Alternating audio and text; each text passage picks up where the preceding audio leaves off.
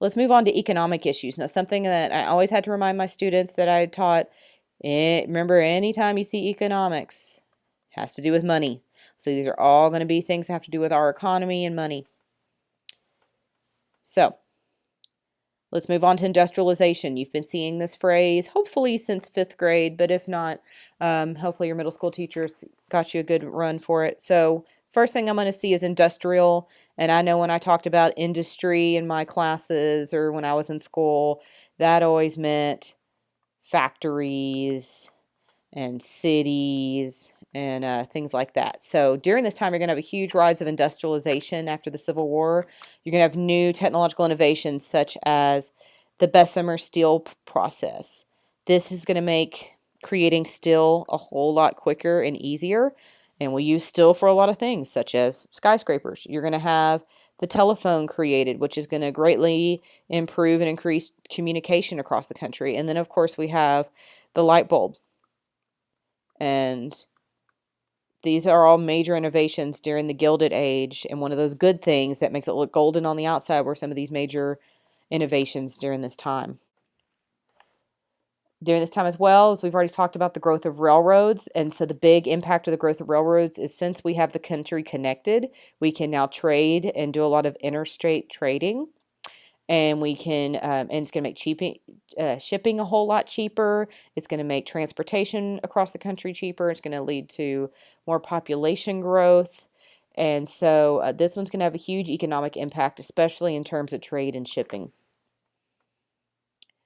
Another big boom during this time is going to be the idea of entrepreneurship, where a small group starts a business or a person starts a business to make a profit as opposed to maybe a corporation. You're also going to see a rise in free enterprise. You've been hearing about free enterprise, hopefully since elementary school. And this is the whole idea of, I always like to explain free enterprise as it's in a football game, the businesses are the football teams and the government is the referee. So basically the only thing that the government does is they try to regulate. So you always remember in free enterprise, there is government regulation. It's just to make sure that people don't break the rules. So, and it's all with the idea of getting to capitalism as this political cartoon shows you. So you want to have competition. So, for example, Quiznos and Subway can compete with each other. You don't just have one person that makes sub sandwiches for everybody in the country. And then the government makes sure that maybe Quiznos doesn't try to go and like put poisonous stuff in Subway's food and that kind of thing. So that's kind of where the government would step in as some type of regulation. Big guys you're going to see with entrepreneurship. You're going to see Andrew Carnegie with steel. You're going to see the name, and some of these names are going to probably sound familiar. Rockefeller. You're going to see Vanderbilt. These are all big guys that are entrepreneurs during this time. And then there's always a theory of, were they captains of industry and really trying to live the American dream, or were they robber barons and making money at the expense of the everyday American people? Another thing that's going to surge during this time is this whole idea of labor unions. We see them today pretty regularly. What they stem from is they stem from unsafe working conditions and low wages. During this time, you had people working 16-hour days, all 7 days a week. You had children working. So what the whole goal was for labor unions at this time was to get 8-hour work days, reasonable pay, have especially safe working environments. Which we are thankful that they got these goals achieved, because I don't know about you, but I like 8-hour work days as opposed to 16 hours. One thing that was an issue, though, is that the government and general public didn't like it because they felt like the unions would kind of slow things down with business and profit, and that they, if they went on strike, then it really interrupted the economy. So big business, entrepreneurship, this is all huge during this time period. So there's, of course, pros and cons to having big business. Our pros, our economy, it's going to help our economy. We can hire a lot of people and get more jobs. You can produce things in large quantity. And then also you can get a lot more competition and have more research going on to improve products and invent new items. So, for the sake of free enterprise, big business is a great thing. Some of the businesses are going to eliminate competition and have monopolies or trust, where they're the only business that makes that product, which means if they're the only one that makes that product, they can probably charge whatever they want.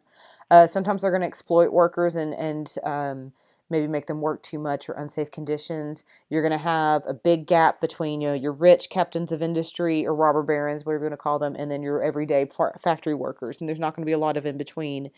And then, of course, they have, because you have big business who makes a lot of money and influences a lot of people, they can influence the government and encourage the government to pass certain laws that aren't so great for everybody else. Cattle industry boom economically.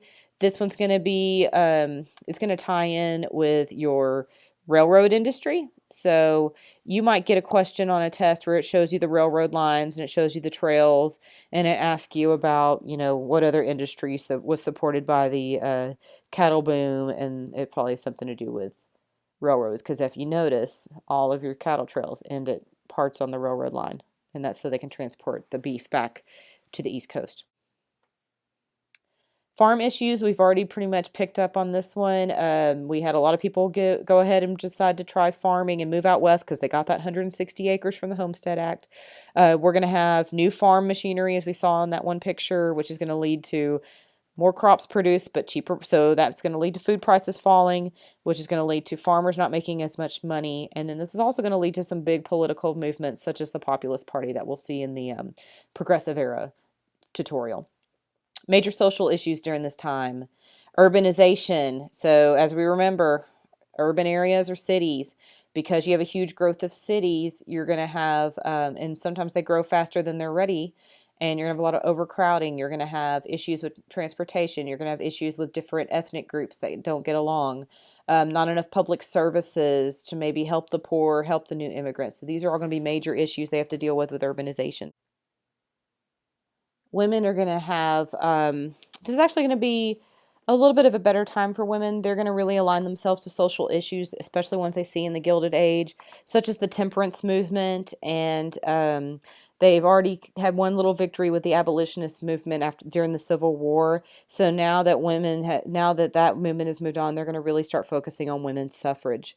They want the vote but at this time, they want to get some other issues taken care of first. They want to deal with the issues of alcohol.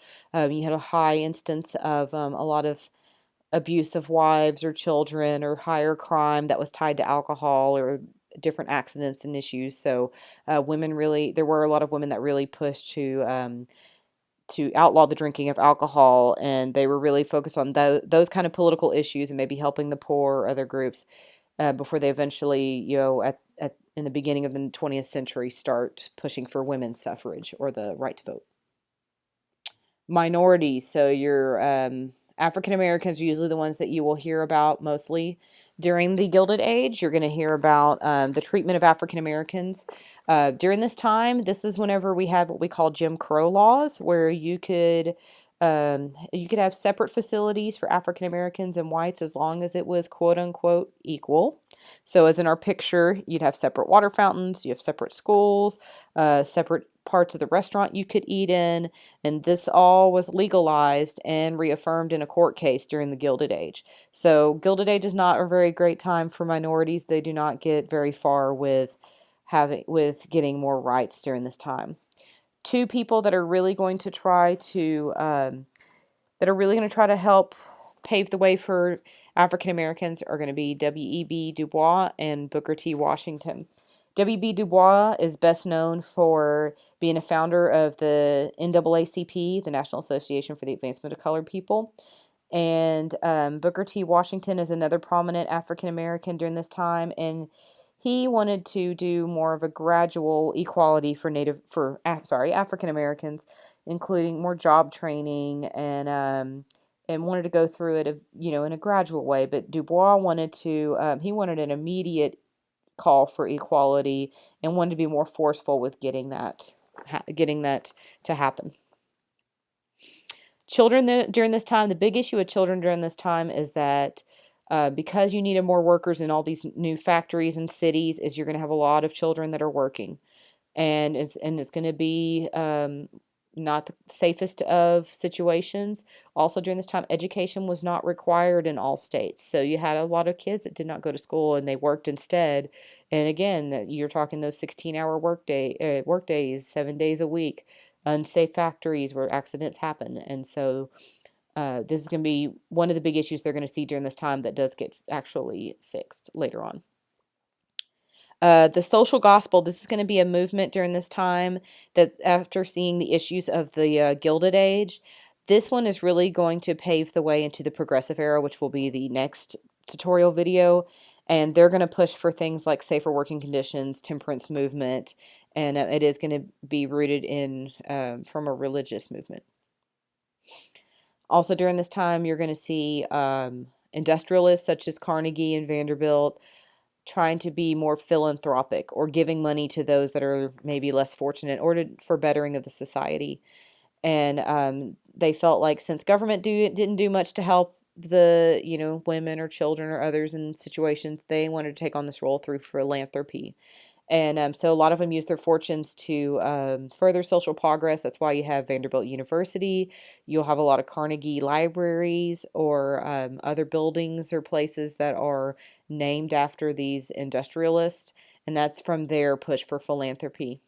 You may also come across quotes such as this one from The Gospel of Wealth by Andrew Carnegie, where he explains why people need to be philanthropic and why we need to improve the public taste and we need to improve the general condition of the people and return their surplus wealth to the mass and do them lasting good. So this would be a quote that's commonly associated with philanthropy of industrialists.